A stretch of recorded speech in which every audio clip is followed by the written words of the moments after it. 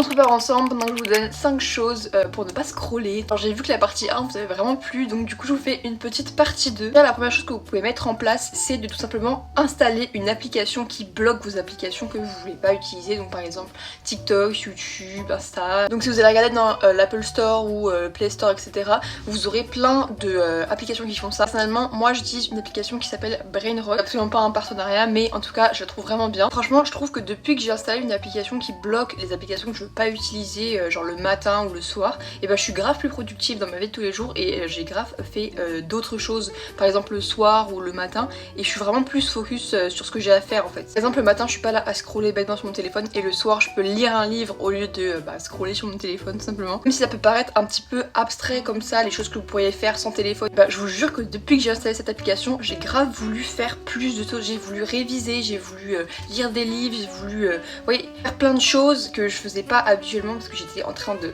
vraiment être attachée sur mon téléphone. La deuxième chose que vous pouvez faire au lieu de scroller sur votre téléphone, ça va être d'apprendre des choses, une langue, etc. Donc personnellement moi j'apprends une langue depuis 4 ans, c'est le coréen du coup, et vraiment c'est quelque chose qui m'a grave épanouie dans le sens où j'apprends pas que les choses parce que je dois les apprendre, donc par exemple à l'école, j'apprends les choses parce que j'ai envie de les apprendre, et vraiment la reconnaissance que vous avez avec ça c'est énorme. Et même dans le domaine professionnel, etc., genre vraiment si vous apprenez des choses comme ça qui vous font des bénéfices pour vous et pas seulement pour l'école, et vous allez voir que c'est grave sollicité aussi dans votre CV ou dans le domaine professionnel. Du coup si vous avez du temps à perdre et vous avez pas du tout quoi faire et vous vous ennuyez, apprenez une langue. Si vous voulez je vous ferai une vidéo sur comment apprendre une langue parce que du coup je m'y connais pas mal sur ce sujet là parce que je me suis beaucoup renseignée en fait. La troisième chose que vous pouvez faire au lieu de scroller, ça va de tout simplement vous renseigner sur qui vous êtes. Donc là ça peut paraître hyper abstrait. Essayez de voir quelle personne vous voulez être plus tard, comportement, qui vous êtes, comment vous agissez. Par exemple, vous posez des questions sur un journal et dedans, tous les soirs ou tous les matins, comme vous voulez, et vous allez écrire des petites choses que vous avez envie de devenir. Dans la journée, vous faites des réflexions. Par exemple, vous vous dites, ouais, j'ai envie d'être un peu plus comme ça, j'ai envie d'être un peu moins comme ça.